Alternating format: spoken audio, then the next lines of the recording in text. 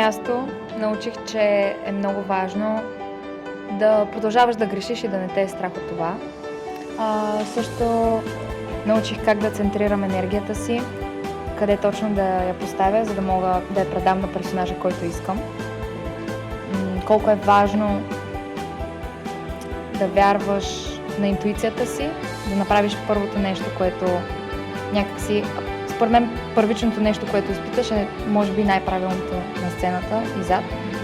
И смятам, че има много неща, които се научиха и които като записки след това могат да се приложат наистина, като действие, събитие, действие. Тези неща смятам, че ще ги прилагам много в бъдеще и ми беше много полезно изобщо като събитие за мен беше много вдъхновяващо. В този workshop аз научих изключително много неща и от Вячеслав, и от Владимир. Изключително много ми помогнаха, за да проумея как всъщност може да се създаде един персонаж.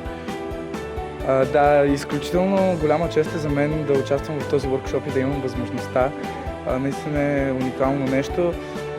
И още нещо, което научих е за енергията, как да се канализира, как да можем да я използваме всъщност в нашата работа, защото тя е една от най-важните части от нея. Те са, може би, двете най-важни неща, които ще си взема. Първото е това упражнение с енергията и с насочването на енергия. И другото е това с центъра. И къде да търсим, когато четем една пиеса и гледаме персонажа, къде е неговият център. Тези ми бяха. И това всичко за действието и за събитие, действие преди събитие, действие след събитие. Тези неща със сигурност. Най-важното, което научих е как да си контролирам енергията, колко е важна работата с партньор, независимо дали е партньор като човек или с нежив предмет.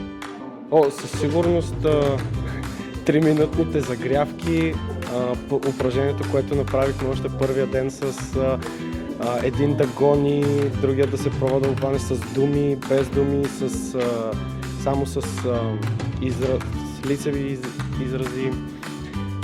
Със сигурност това бяха доста интересни неща, които за пръв път виждам и видях, че действително сработят и са доста полезни.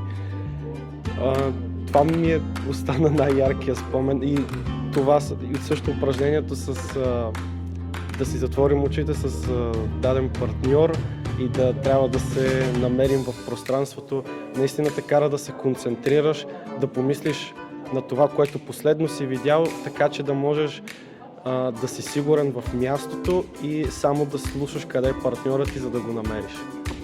Беше уникално. На първо място научих, че актьорът не трябва да се величае, трябва да си остане човек, защото такива хора, като мастерите на този клас, които бяха пред нас, застават и общуват наравно с теб. Едва ли не се правят на маймуни, само и само ти да можеш да разбереш всичко, което за мен е много ценно. Другото, което искам да си взема, което си взимам от този клас е, че ако очите не играят, нищо друго няма значение. Нито един друг жест, нито една думичка не може да опише това, което очите на актьорът могат да опишат. И вече нямам търпение да започнем да работим с текст, за да може да приложа всичко това, което научихме тук. Било то анализ на текста, било то изграждане на самия образ, търсене на неговия център, движение, поведение. И най-важното, което си взимам от този клас и което научих тук е, че не се качваш на сцената, ако нямаш какво да предадеш. Било то на партньор, на публика. Ако нямаш какво да направиш, ако нямаш действие, ако нямаш какво да кажеш, не се качваш, отиваш в Макдоналдс. На този workshop научих доста ценни работи, които биха ми помогнали за процеса на обучението ми в надфис. тъй като при нас нещата се случват много забързано и понякога имаш нужда за потвърждение, още малко до обяснение, нагледни опити, проби, дискусии, което на мен ми беше много полезно.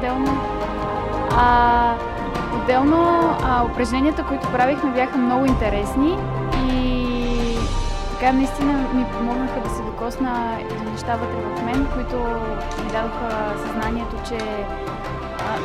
съзнание за това, което всъщност нося в себе си и оттук нататък ще мога да го използвам